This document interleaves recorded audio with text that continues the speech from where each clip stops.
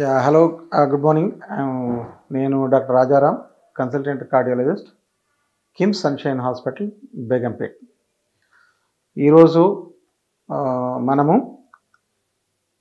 గుండెలో బ్లాక్ అంటే ఏమిటి, బైపాస్ అంటే ఏంటి, స్టంట్ అంటే ఏమిటి, బ్లాక్స్ వస్తే బైపాస్ చేయడం మంచిదా, స్టంట్ మంచిదా, ఇది ప్రశ్న మనకి. సో గుండెలో బ్లాక్ అంటే ఏంటి? ఫర్ ఎగ్జాంపుల్, ఇది మన హార్ట్ అండి, ఇది రొటీన్గా దీనికి మనకు ప్రధానంగా ఎడమ సైడు 2 రక్తనాళాలు ఉంటుంటాయి. ఇలా వచ్చేసి 2గా డివైడ్ అయిపోతుంటుంది. సో మెయిన్ ట్యూబ్ వచ్చేసి లెఫ్ట్ యాంటీరియర్ డిసెండింగ్ అంటాము. ఇలా పైకి వెనకకు వచ్చేసి సప్లై చేసేదాన్ని సర్కంఫ్లెక్స్ అని అంటాము. ఇది రైట్ కొరనరీ ఆర్టరీ, అంటే రైట్ సైడ్ ఆర్టరీ. ప్రధానంగా 3 వచ్చేసి మళ్ళీ దీంట్లో నుండి బ్రాంచెస్ వచ్చేసి over a period of time మొత్తం ఈ హార్ట్ మొత్తం సప్లై చేస్తూ ఉంటుంటుంది. ఇది మన హార్ట్ బ్లడ్ సప్లై. దీంట్లో బ్లాక్స్ అని అంటే ఈ ఆర్టరీస్ లోపల, అంటే బ్లడ్ సప్లై చేసే ఆర్టరీస్ లోపల మనకు కొలెస్ట్రాల్ పేరుకుపోయి బ్లడ్ ఫ్లో అనేది మందగించడం లేదా తగ్గిపోవడం అనేది జరుగుతూ ఉంటుంటుంది. దానికి ఎగ్జాంపుల్ మీకు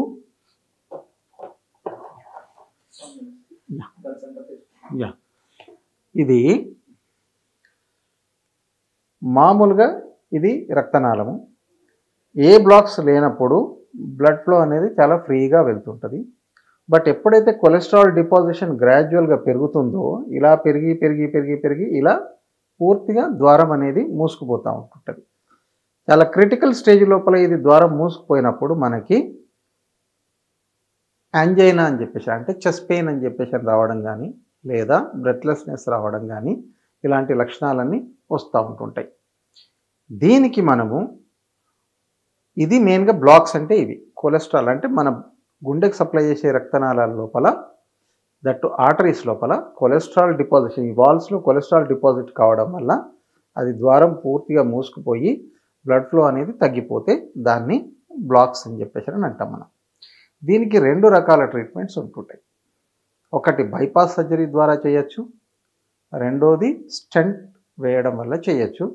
ఇంకొకటి రెండింటికి వీలు కాదు అని అనుకున్నప్పుడు కేవలం మందుల ద్వారా మాత్రమే ట్రీట్మెంట్ ఇవ్వచ్చు. సో 3 రకాల మెథడ్స్ ఉంటుంటాయి దీనికి ట్రీట్మెంట్ ఇవ్వడానికి. మొదలు మనం స్టెంట్ గురించి మాట్లాడుకుందాం. స్టెంట్ అంటే ఒక టైప్ ఆఫ్ ఒక మెటల్ జాలి లాంటి, ఒక జాలి అంటే ఒక మెష్ లాంటి ట్యూబ్ ఇది. This is metal mesh type. It is made up of stainless steel కానీ, లేకపోతే కోబాల్ట్ క్రోమియం కానీ, అట్లా డిఫరెంట్ మెటీరియల్స్ దాంతో చేస్తూ ఉంటుంటాము. సో ఇది ఒక ట్యూబ్ అన్నమాట. ఇది నార్మల్ వెజల్. ఈ ఎల్లో పాటర్న్ అనేది కొలెస్ట్రాల్ పేరుకుపోవడం వల్ల నారో అయిపోయిన దారిది. ఇది స్టెంట్. ఇది స్టెంట్ ఒక బెలూన్ పైన మనం మౌంట్ చేసేసి, ఈ బెలూన్ ప్లస్ స్టెంట్ ఎక్కడైతే బ్లాక్ ఉందో లేదా ఎక్కడైతే ఈ బ్లాక్ ఉందో ఆ బ్లాక్ దగ్గర పెట్టేసి ఈ స్టెంట్ను వెడల్పు చేస్తాం. ఇది మెటల్తో తయారైంది కాబట్టి ఒక్కసారి ఓపెన్ అయిపోయిన తర్వాత మళ్ళీ దగ్గరికి రాదు. అప్పుడు ఏమైపోతుంది, దారి ఇలా దగ్గర ఉన్నది కాస్త ఇలా దూరంగా ఉండి బ్లడ్ ఫ్లో అనేది అన్ఇంటరప్టెడ్గా హార్ట్కి బ్లడ్ సప్లై అనేది జరుగుతూ ఉంటుంటుంది. ఇది మనకు stent. This is called stent. Bypass అంటే ఏంటి అంటే something like bypassing the road. ఒక రోడ్ ఎక్కడన్నా బ్లాక్ ఉందని అనుకోండి, మీకు బ్లాక్ ఉన్నప్పుడు దానికి ఏం చేసేస్తారు, పక్కన ఇంకొక రోడ్ వేసేసేస్తారు ఆ రోడ్ క్లియర్ అయ్యే వరకు, లేదా ఆ రోడ్ మొత్తానికే బ్లాక్ అయిపోయింది, దాన్ని ఏం చేయడానికి ఏం లేదు. So you need to go in a different road. That is called bypass. Bypass అంటే ఏంటంటే మన కాల్లో నుండి రక్తనాళాలు కానీ, లేకపోతే మన ఛాతీ లోపల కూడా ఇంటర్నల్ మ్యామరీ ఆర్టరీస్ అని చెప్పేసి అని అంటారు. మామూలుగా ఎప్పుడు కామన్గా లెఫ్ట్ ఇంటర్నల్ మ్యామరీ ఆర్టరీ అని చెప్పేసి అని వాడుతూ ఉంటుంటాం. కొన్నిసార్లు రైట్ ఇంటర్నల్ మ్యామరీ ఆర్టరీ అని చెప్పేసి అని కూడా వాడతాము బైపాస్ చేయడం కోసం. బైపాస్ అంటే సింపుల్గా అర్థం ఏంటంటే మన కాల్లో నుండి రక్తనాళాలు కానీ, లేదా లోపలనే ఛాతీలో ఉన్న రక్తనాళాలతోని అవి తీసి ఇక్కడ ఒక ఎండ్ కుడతారు. సపోజ్ ఈ ఆర్టరీ మనకు బైపాస్ కావాలి, ఇక్కడ లీజన్ ఉంది, మనకు ఇక్కడ లీజన్ ఉంది, ఇక్కడ లీజన్ ఉన్నది కాబట్టి ఏం చేసేస్తారు, ఇక్కడ ఒక ఎండ్ ట్యూబ్కి కుట్టేసేస్తారు, ప్లస్ ఇక్కడ ఒక ఎండ్ ట్యూబ్ కుట్టేసేస్తారు. అప్పుడు ఏమైంది, ఇక్కడ ట్యూబ్ ఇక్కడ నుండి ఇక్కడికి కనెక్ట్ అయింది. ఇక్కడ బ్లాక్ ఉన్నా కూడా మామూలుగా ఇందులో నుండి ఇట్లా రావాల్సింది, ఇక్కడ బ్లాక్ ఉన్నా కూడా దాన్ని బైపాస్ చేస్తా మన బ్లడ్ ఫ్లో అనేది వేరే పక్క దారిలో నుండి వస్తుంటుంటుంది. అది మనకు బైపాస్ అని చెప్పేసి అని అంటాం. ఇది రక్తనాళాలు మన కాలు నుండి తీస్తేనేమో ఇక్కడ కుడతారు. ఇంటర్నల్ మెమరీ అంటే ఏంటిదంటే ఈ బ్రాంచెస్, ఇక్కడ బ్రాంచెస్ ఉంటాయి కదా, ఈ బ్రాంచ్లో నుండి దీనికి ఒక కనెక్షన్ ఉంటుంటుంది. ఇట్లా మన లోపల థొరాక్స్, ఇది ఓన్లీ పార్ట్ ఉన్నది కాబట్టి మీకు చెప్పాము. సో ఈ బ్రాంచ్లో నుండి అంటే సబ్క్లేవియన్ ఆర్టరీ అని చెప్పేసి ఉంటుంది. సబ్క్లేవియన్ ఆర్టరీ ద్వారా దానికి మెమరీ ఆర్టరీస్ ఉంటుంటాయి. సో ఇక్కడ నుండి వస్తూ ఉంటుంటాయి మామూలుగా న్యాచురల్గా. వాటిని ఏం చేస్తారంటే దాన్ని విడగొట్టేసి వాటిని దీనికి బైపాస్ చేయడం అనేది జరుగుతూ ఉంటుంటుంది. ఇది బైపాస్ సర్జరీ అని చెప్పేసి అని అంటారు. నెక్స్ట్ చాలా పెద్ద ప్రశ్న, అది బైపాస్ మంచిదా లేకపోతే స్టెంట్ మంచిదా, ఏది ప్రిఫరెన్స్ అని చెప్పేసి అన్నది ఒక ప్రశ్న. లీజన్స్ను బట్టి బైపాస్ మంచిదా లేదా స్టెంట్ మంచిదా అన్నది డిసైడ్ అవుతుందండి. అంటే పేషెంట్ ఫ్యాక్టర్స్ ఉంటుంటాయి. పేషెంట్ ఎట్లా ఉన్నారు, ఎలాంటి టైప్ ఆఫ్ పేషెంట్ ఉన్నారు అని చెప్పేసి అన్నది. సపోజ్ ఫీమేల్స్, లేకపోతే డయాబెటీస్, లేకపోతే they are suffering from the CKD అంటే మన కిడ్నీ ఫెయిల్యూర్ దాంతో ఉన్నోళ్ళు, లేకపోతే రీసెంట్గా హార్ట్ అటాక్ వచ్చిన వాళ్ళు, లేదా అంతకంటే ముందు స్టెంటింగ్ బైపాస్ అయిన వాళ్ళు, ఇలాంటి వాళ్ళకి ఏంటంటే మనకు ఈ స్టెంట్ వేసేసేస్తే రిస్క్స్ అనేది కాస్త ఎక్కువ ఉంటుంటాయి. కాబట్టి ఏంటంటే మనము ప్రిఫరబుల్లీ బైపాస్ సర్జరీ అని చెప్పేసి చేయడానికి జరుగుతూ ఉంటుంటుంది. కొన్నిసార్లు లీజన్ స్పెసిఫిక్ అంటే ఈ ఆర్టరీస్లలో బ్లాక్స్ ఎట్లా ఉన్నాయి అని అన్న దానిపైన ఆధారపడి ఉంటుంది. ఆర్టరీస్ లోపల అంటే సపోజ్ ఇప్పుడు మనకి ఇక్కడ నుండి వచ్చేసినప్పుడు దీని మొదట్లోనే బ్లాక్ ఉందనుకోండి, ఆస్టియల్ డిసీజెస్ అని అంటాం మనం.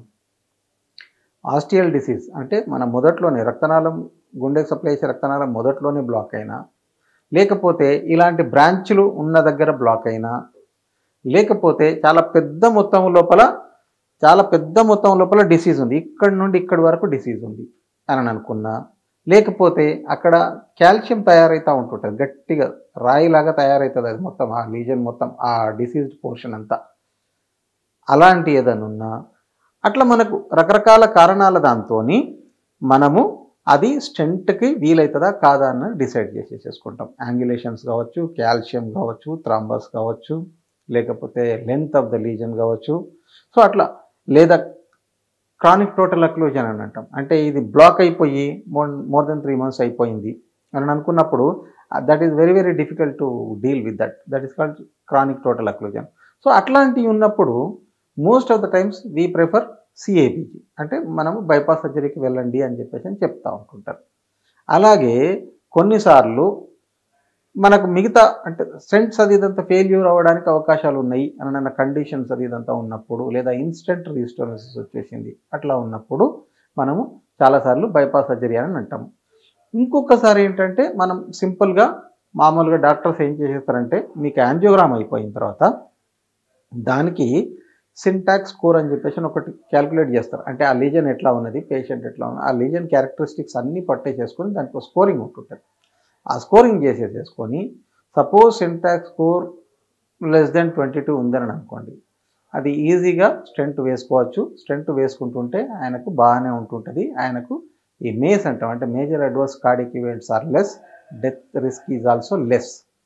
అది దాని ఇంపార్టెన్స్.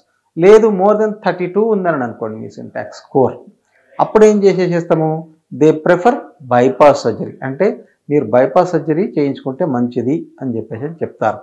ఈ 22 to 32 మధ్య లోపల స్కోర్ వచ్చింది అనుకోండి మీది, అప్పుడు ఇంతకుముందు నేను చెప్పినటువంటి క్యారెక్టరిస్టిక్స్ అన్నీ ఉన్నాయి కదా, ఏజ్ కానీ, లేదా డయాబెటీస్ కానీ, కిడ్నీ డిసీజ్ కానీ, అంతకుముందు హార్ట్ ప్రాబ్లమ్స్ ఉండడం కానీ, అంతకుముందు ఏదైనా ప్రొసీజర్స్ జరగడం కానీ, లేదా ఇమ్మీడియట్గా హార్ట్ అటాక్ వచ్చిందని కానీ, లేకపోతే లీజన్ క్యారెక్టర్స్ అవటిని పట్టేసేసుకొని మోర్ ప్రిఫరబుల్లీ ఏది బాగుంటుంది అంటే స్టెంట్ బాగుంటుందా బైపాస్ సర్జరీ బాగుంటుందా అని అన్నది మీ హాస్పిటల్ లోపల హార్ట్ టీమ్ అప్రోచ్ అని అంటారు. అంటే మీ కార్డియాలజిస్ట్ ప్లస్ కార్డియోథొరాసిక్ సర్జన్ అందరూ కలిసి, అనస్థీషియా వాళ్ళు అందరూ కలిసి డెసిషన్ తీసుకుంటుంటారు. ఈ లీజన్కి లేదా ఈ పేషెంట్కి స్టెంట్ బాగుంటుందా బైపాస్ సర్జరీ బాగుంటుందా, ఏది ఎక్కువ లాంగివిటీ ఉంటుంటుంది అంటే ఎక్కువ కాలం ఒక 10 సంవత్సరాలు బాగుంటుందా లేదా అని అన్నది వాళ్ళు డిసైడ్ చేసుకొని మీకు అలా అడ్వైజ్ చేస్తూ ఉంటుంటారు. సో ఆ రకంగా మనము ఈ స్టంట్ని బైపాస్ సర్జరీని మనం డిసైడ్ చేసేసేస్తాం. Thank you.